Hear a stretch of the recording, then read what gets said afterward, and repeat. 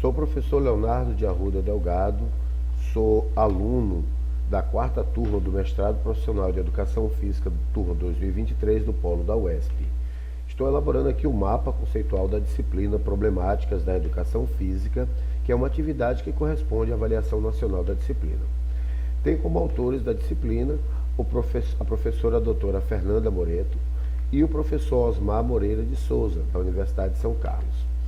Em nosso polo da UESP, temos como professor o professor Dr. Fábio Soares e o tutor temos o nosso querido mestre Vinícius Gonçalves da Silva. A nossa disciplina, ela foi organizada, ela foi estruturada através de um ambiente virtual de ensino e ela vai tratar de um conjunto de problemas que se relacionam com os dilemas enfrentados pelos professores de educação física em sua prática pedagógica. Esses temas são temas complexos que não aceitam respostas simples. A disciplina foi estruturada em 8 semanas, de 8 a 9 semanas. Na primeira semana, tratou-se das atuações docentes, indicando os fatores que vão influenciar a existência de práticas tradicionais, de abandono da prática do trabalho pedagógico e as práticas inovadoras. Na segunda semana, discorreu-se sobre as relações entre teoria e prática nas aulas de educação física. Na terceira semana, foi abordados os aspectos legais que envolvem a disciplina. Na quarta semana, foi apresentado as dificuldades que os professores enfrentam no tratamento de estudantes que apresentam casos de indisciplina e afastamento das aulas. Na quinta semana, apresentou-se as dificuldades relacionadas ao ensino do esporte na escola. Na sexta semana, abordou-se as questões de gênero na educação física escolar. E na sétima semana foi abordado os temas geradores dos problemas emergentes no contexto pedagógico dos professores e pesquisadores do PROEF. Nas oitava e nona semana, foi destinado à retomada dos estudos das temáticas anteriores, postagem de atividades pendentes e atrasadas no AVA. E aí também foi o período que a gente teve para a construção desse mapa conceitual. Os principais dilemas abordados na nossa disciplina são divididos nos seguintes grupos: a atuação docente na educação física escolar, aspectos legais da educação física como componente curricular da educação básica, indisciplina e afastamento dos estudantes na prática da educação física, inquietações no tratamento do conteúdo do esporte na educação física escolar e a questão de gênero na disciplina. E aí conclui com a tematização dos conteúdos da educação física.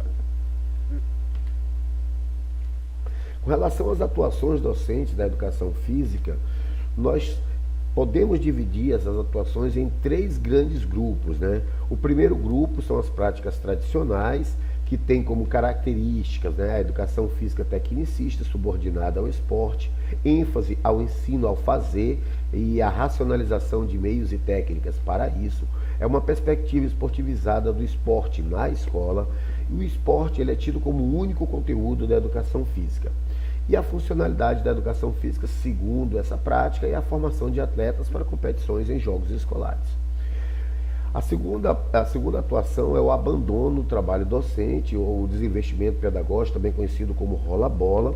E essa tendência ela tem como característica a falta da intervenção do professor, os alunos escolhem a prática das aulas, não obrigatoriedade da prática por parte do professor, o professor deixa os alunos meio que soltos,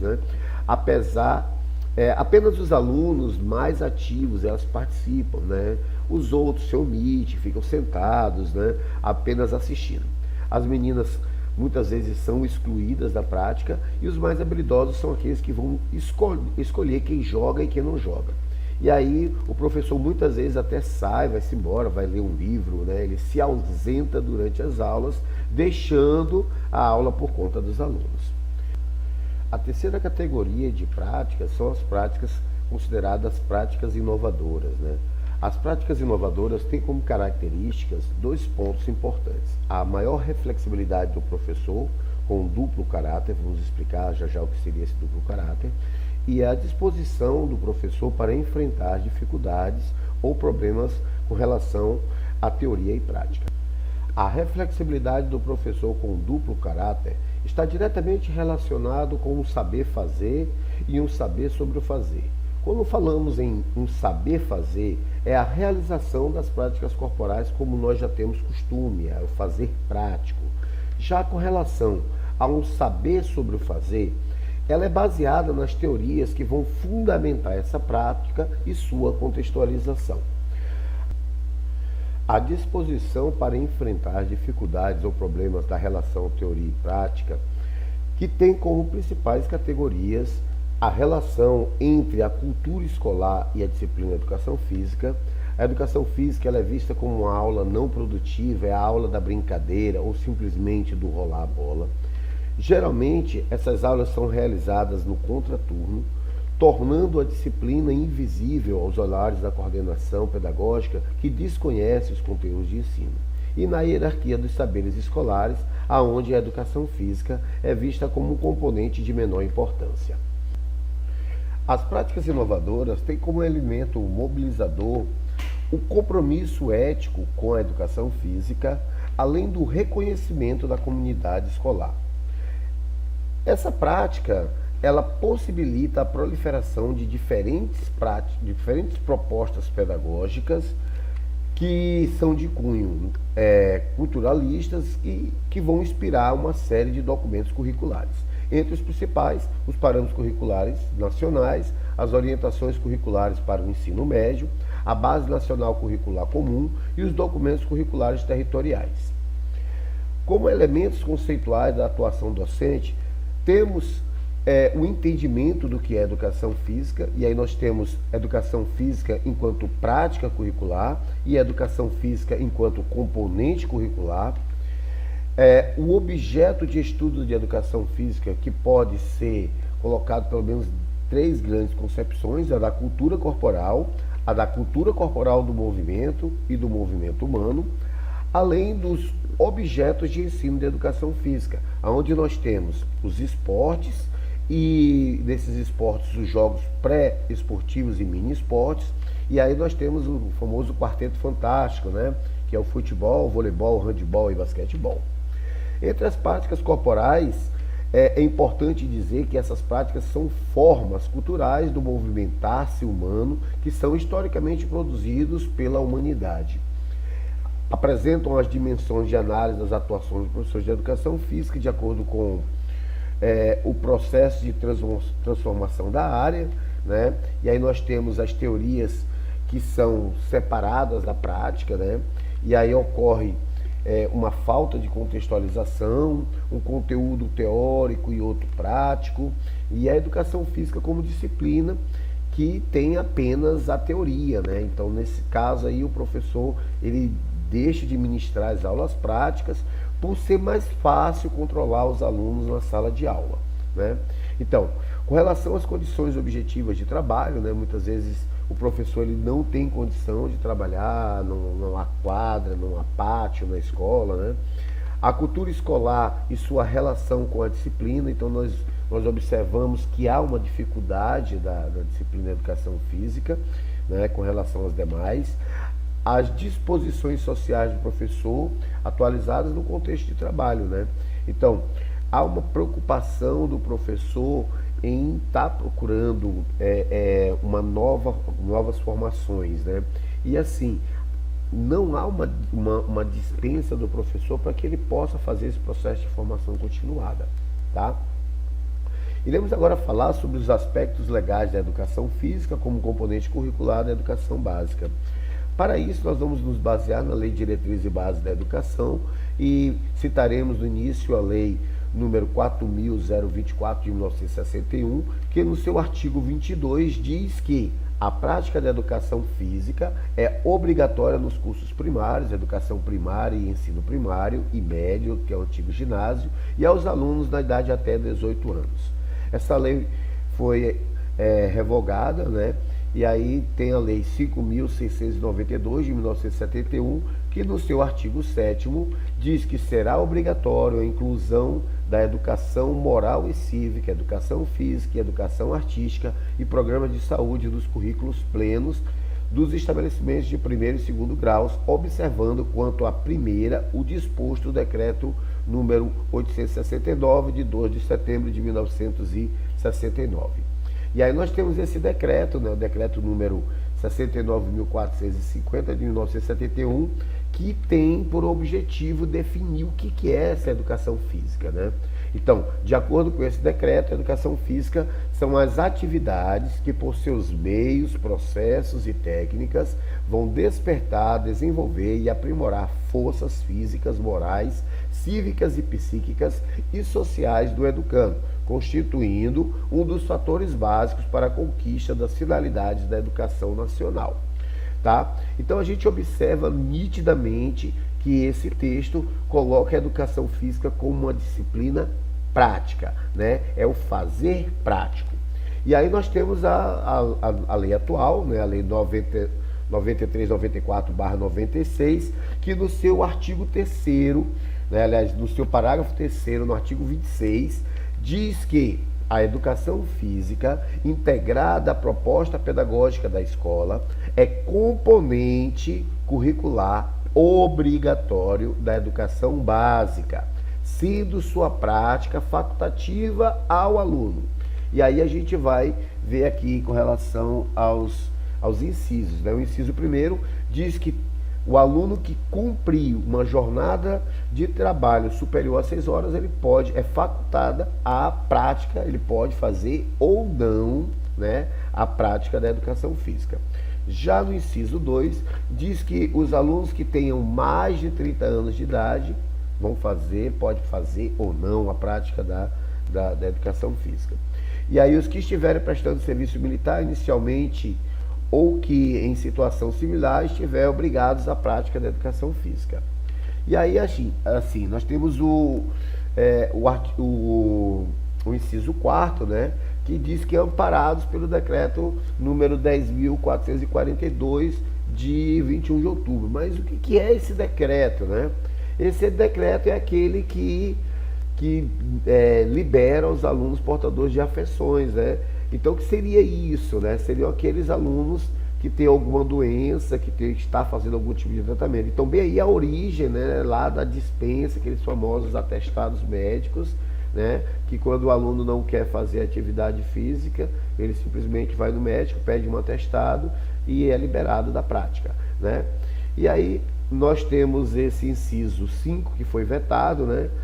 Esse inciso ele falava que os alunos que estivessem fazendo pós-graduação, né, ou graduação, não seriam obrigados. Assim, essa lei foi vetada, né, essa parte da lei foi vetada porque se está tratando da educação básica, né? Então ele não está tratando da graduação e nem da pós-graduação. Então não teria por que estar aí. Então por isso que ele foi anulado, tá? Ele foi vetado. E aí, por fim, as mães, né, que têm o prole, né, é facultada a questão da prática da educação física, tá? Com relação à indisciplina e afastamento dos estudantes, né, eu vou colocar aqui algumas causas ou motivos, né, de acordo com o texto, que podem causar esses casos de disciplinas, né? Então, primeira aula no contraturno, né? O aluno já tem que ir para a escola num turno, depois tem que voltar no outro turno, né, para assistir a aula, né? Então, muitas vezes o aluno já entra logo com atestado, né, porque é um contratempo, né, para poder ir para a escola em 2 turnos. Outro fator são os conteúdos sempre os mesmos, né? O famoso quarteto fantástico, futebol, voleibol, handebol e basquetebol, né? Muitas vezes outra situação que acontece, né? Os insucessos, né?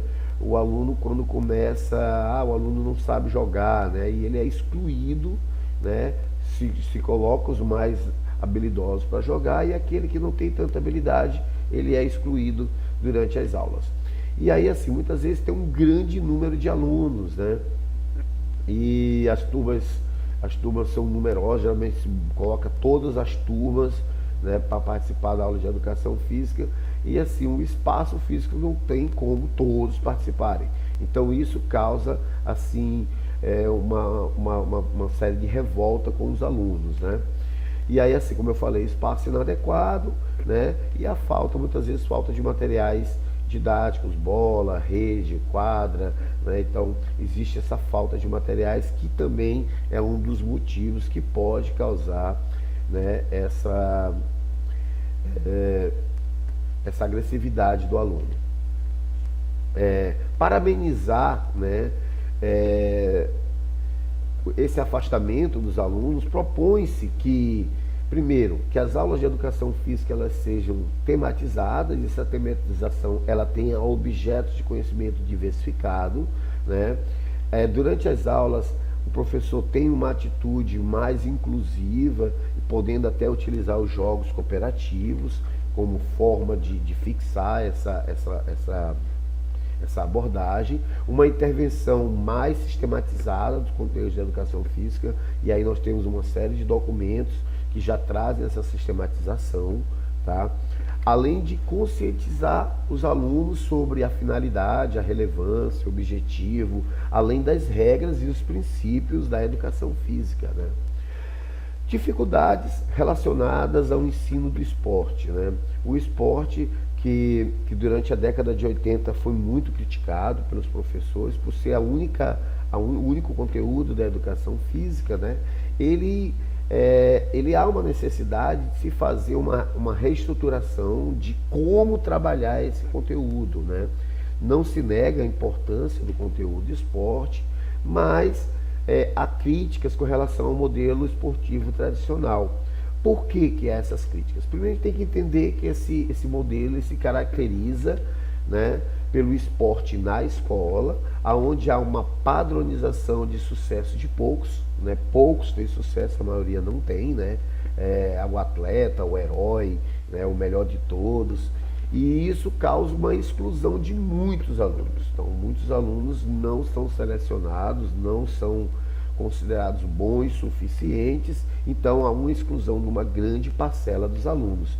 E aí o objetivo desse modelo é justamente detectar os talentos esportivos. Para isso se utiliza da metodologia do treinamento esportivo com maior atenção aos mais habilidosos, né? os talentos, né? Então há uma concentração exclusiva no ensino de gestos técnicos, tá? E aí, contraponto isso, vem o modelo esportivo renovador. Então, esse modelo, ele defende que a compreensão das diferentes significados do esporte. Aí a gente vai ter as dimensões do esporte, e aí o esporte educacional, o esporte social, o esporte de alto rendimento, aonde essas aulas elas têm que ser contextualizadas, né? Levando em conta todo o entorno social que essas práticas acontecem. E aí vai aproximar o esporte com as questões mais sociais, né? Dando uma atenção maior a todos os alunos das aulas, né, de educação física, respeitando as possibilidades individuais e outros aspectos que também são importantes, tá?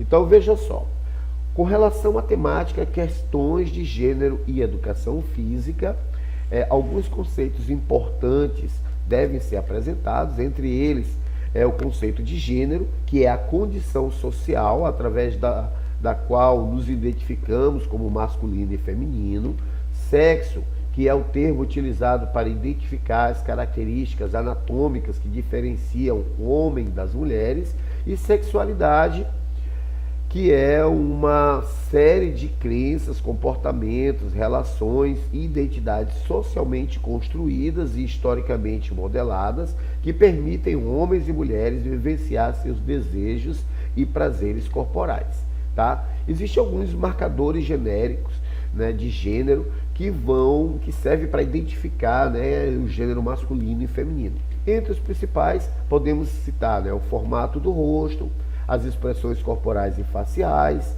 os tamanhos e proporções do corpo, os tipos de esporte, os tipos de cores e roupas, e as formas como homens e mulheres expressam sua masculinidade e feminilidade, tá? Todos esses aspectos são construídos socialmente, existindo uma relatividade entre as culturas, que é o que acontece, por exemplo, lá nos Estados Unidos, onde o futebol que nós praticamos aqui é considerado esporte de mulheres lá nos Estados Unidos, né? Então, Durante as aulas de educação física, os alunos podem, né, aí a gente tem uma estruturação, né, duas estruturações básicas. A primeira é com turmas divididas, né, turma de homens e turma de mulheres. Geralmente o professor dá aula para os rapazes e as professoras dão aula para as moças. E aí o que acontece? Essa segregação por sexo, ela existe devido a questões legais e questões culturais, né? Os conteúdos são diferentes. O homem estuda o esporte e as mulheres ginástica e dança. Então, assim, há uma diferença de conteúdos para homens e mulheres também, tá? Então, veja só, essa divisão ela é baseada em paradigmas biológicos e sociais, tá? Porque há uma preocupação apenas com a performance física, né? O que é do homem, o que é da mulher. A mulher, ela não consegue fazer as coisas que o homem consegue, então há uma questão em discussão aí, né? Então veja só, a proposta é que as turmas sejam turmas mistas, né? Por que turmas mistas? Então, as turmas mistas, elas vão oferecer oportunidades para meninos e meninas aprenderem sobre seus limites e potencialidades de forma conjunta.